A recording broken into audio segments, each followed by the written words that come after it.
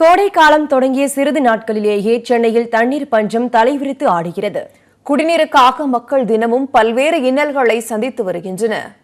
இதே நிலை தொடர்ந்தால் சென்னை என்ன மாதிரியான ஆபத்துகளை சந்திக்கும், அந்த ஆபத்தில் இருந்து தப்பிக்க நாம் என்ன செய்ய வேண்டும் என்பதை குறித்து விளக்குகிறது இந்த தொகுப்பு. இன்னும் சில ஆண்டுகளில் உலக அரசியலை தீர்மானிக்கப் போவதே தண்ணீர்தான் என்றும், மீண்டும் ஒரு உலக யுத்தம் ஏற்பட்டால் அது தண்ணீருக்காகத்தான் இருக்கும் என்றும் சுற்றுச்சூழல் வல்லுநர்கள் எச்சரிக்கை தொடங்கியுள்ளனர். ஆனால் தண்ணீர் மேலாண்மையில் உலகின் பெரும்பாலான நாடுகள் அலட்சியமாகத்தான் இருக்கின்றன.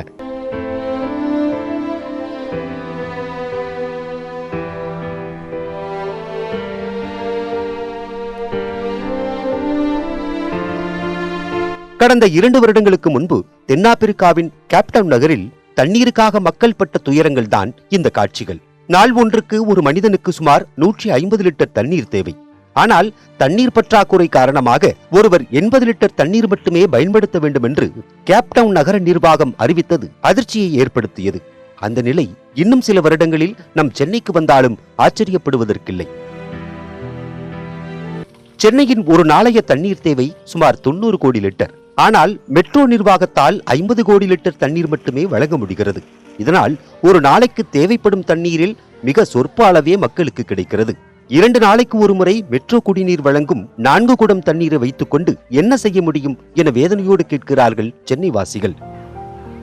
அவ்வளோ ரொம்ப கஷ்டமாக இருக்குது. உண்மையிலே நாங்களே இப்போ வீடு காலி பண்ணி நிலைமை தான் இருக்கிறோம். நாங்கள் தண்ணி இல்லாத நாங்கள் எப்படி இருக்க முடியும்? 4 குடம் தண்ணி வச்சுட்டு நான் 5 பேர் இருக்கோம். நாங்கள் தினைக்கும் குளிக்கணும், எல்லா வேலையும் செய்யணும். தண்ணி பத்த எல்லாமே இந்த தண்ணி தான் யூஸ் பண்ணிக்கிறோம். அப்படி இருக்கும்போது தண்ணி எங்களுக்கு 4 கூட பத்தாது.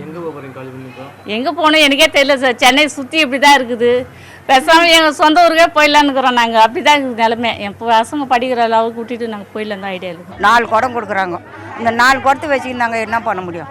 நாங்களும் எவ்வளோவா போய் வாதாடுறோம். இதான் கொடுக்க முடியும். பிடிச்சா இஷ்டமாக இருந்தால் பிடிங்க, இல்லைனா விட்டுடுங்கன்றாங்க. ஆஃபீஸில் நாங்கள் என்ன பண்ணுறது சார்? ஆப்ரேஷன் பண்ணியிருக்குது குழந்தைங்க 4 குடம் தண்ணி எங்களுக்கு பத்த மாட்டேங்குது. குழந்தைய பார்க்குறதா தண்ணியை பார்க்குறதான்னு தெரியல. ஆப்ரேஷன் தள்ளி தள்ளி தள்ளி போயின்னு இருக்குது. ஆப்ரேஷனில் போய் தங்கிட்டா கொஞ்சம் தண்ணி இல்லையே, அதனால் அந்த குழந்தைய வச்சுன்னு கஷ்டப்பட்டுன்னு இருக்கிறோம். எங்களுக்கு தண்ணி கொஞ்சம் ஹெல்ப் பண்ணி கொடுங்க. ஓட்டு போடாது முன்னாடி 1 மாதத்துக்குள்ளே தண்ணி தினம் வந்து இருந்தது. சீக்கிரமாக வந்துடும். இன்னும் வீட்டில் வேலை கூட ஆகாது, தண்ணி வந்துடும். இன்றைக்கி எல்லாம் ஓட்டெல்லாம் முடிஞ்சிச்சு. அவங்க இது முடிஞ்சிச்சு. தண்ணி இன்றைக்கி லேட்டாக வந்தது. கொஞ்சம் கூட தண்ணி இல்லாத உட்காந்துருந்தோம். இவ்வளோ ஜனங்க பம்பில் கூட வரல தண்ணி. சென்னையின் குடிநீர் ஆதாரமாக உள்ள பூண்டி, புழல், சோழவரம், செம்பரம்பாக்கம் போன்ற ஏரிகளில் நீர் இருப்பு மிகவும் குறைந்து போயுள்ளதால் பொதுமக்களுக்கு தேவையான தண்ணீரை வழங்க முடியவில்லை. கடந்த ஆண்டு கோடைகால தொடக்கத்தில் இந்த ஏரிகளில் எவ்வளவு தண்ணீர் இருந்தது, இப்போது இந்த ஏரிகளில் எவ்வளவு தண்ணீர் உள்ளது என்ற விவரத்தை இப்போது பார்க்கலாம். கடந்த ஆண்டு பூண்டி ஏரியில் 900 மில்லியன் கன அடி தண்ணீர் இருந்த நிலையில் இப்போது அந்த ஏரியில் 245 மில்லியன் கன அடி தண்ணீர் மட்டுமே உள்ளது. சோழவரம் ஏரியில் கடந்த ஆண்டு 72 மில்லியன் கன அடி தண்ணீர் இருப்பு இருந்த நிலையில் இப்போது 23 மில்லியன் கன அடி தண்ணீர் மட்டுமே உள்ளது. புழல் ஏரியில் கடந்த ஆண்டு 1890 மில்லியன் கன அடி நீர் இருந்த நிலையில் இப்போது வெறும் 190 மில்லியன் கன அடி மட்டுமே உள்ளது.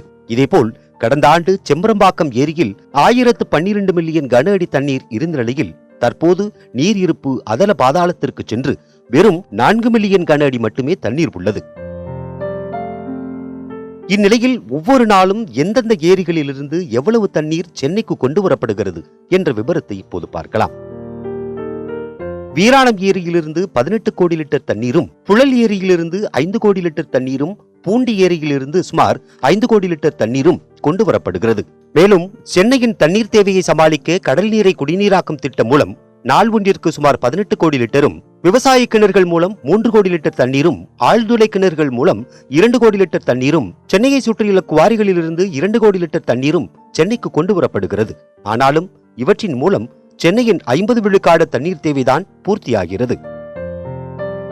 சென்னையில் இந்த அளவு தண்ணீர் பற்றாக்குறை ஏற்பட என்ன காரணம்? நீர்நிலைகளை நாம் பாதுகாக்க தவறியதே என்கிறார்கள் சுற்றுச்சூழல் ஆர்வலர்கள். சென்னை, திருவள்ளூர் மற்றும் காஞ்சிபுரம் மாவட்டங்களைச் சுற்றி சுமார் 3600 நீர்நிலைகள் உள்ளன. அவற்றை முறையாக தூர்வாரி பராமரித்திருந்தால் இந்த நீர்நிலைகளில் 80 டிஎம்சி தண்ணீரை சேமித்து வைத்திருக்க முடியும். 1 டிஎம்சி தண்ணீரை கொண்டு சென்னையின் 1 மாத தண்ணீர் தேவையை பூர்த்தி செய்திருக்க முடியும் என்றால் 80 டிஎம்சி தண்ணீரை சேமித்திருந்தால் பற்றாக்குறை என்ற பேச்சிற்கே இடமிருந்திருக்காது. இதேபோல் கொரட்டூர், அம்பத்தூர் மற்றும் ரெட்டேரி ஆகிய ஏரிகளை முழுமையாக தூர்வாரி ஆழப்படுத்தினால் 1.2 டிஎம்சி வரை தண்ணீரை சேமிக்க முடியும். ஏரிகளை ஆக்கிரமித்து வீடுகள் கட்டுவதில் நாம் காட்டிய ஆர்வத்தில் கொஞ்சம் கூட அந்த ஏரிகளை காப்பாற்றுவதில் நாம் காட்டவில்லை. அதனால்தான் 2015ஆம் ஆண்டு கொட்டி தீர்த்த பெருமழையின் போது சுமார் 300 டிஎம்சி தண்ணீர் சேமிக்கப்பட முடியாமல் வீணாக கடலில் கலந்தது. நீர் மேலாண்மையின் ஆகப்பெரிய அலட்சியம் இது என்கிறார் அறப்போர் இயக்கத்தின் நீர்நிலை ஆய்வுக்குழு பொறுப்பாளர் ஹரிஸ் சுல்தான். கடந்த ஒரு 25 வருஷமா 10 வருஷமா நீர்நிலைகளை தூர்வாரதே கிடையாது. ஸோ இப்போ கூட அரசாங்கம் விழிப்புற்று ஒரு போர்க்கால அடிப்படையில் எல்லா நீர்நிலைகளையும் அதனுடைய கெப்பாசிட்டி அளவுக்கு ஃபுல்லாக தூர்வாரி வச்சாங்கன்னா வருங்காலத்தில் மழை பெய்யும் போது தண்ணீரை நம்ம சேமிக்க முடியும், கிரவுண்ட் வாட்டரும் ரீசார்ஜ் ஆகும், நம்ம அதை எதிர்த்து பயன்படுத்தவும் முடியும். இன்னொரு பக்கம் என்ன சொல்லணும்னா, நம்முடைய தேவைக்கு அளவான நீர்நிலைகளே நமக்கு குறைவாக தான் இருக்குது. அப்போது எவ்வளோ நமக்கு தண்ணீர் தேவையோ அதுக்கு தகுந்த மாதிரி நீர்நிலைகளுடைய ரொம்ப ஆழப்படுத்தி தண்ணீரை சேமிக்கணும். அடுத்தடுத்த ஆண்டுகளில் பெய்ய வேண்டிய சராசரி மழையே பெய்யவில்லை.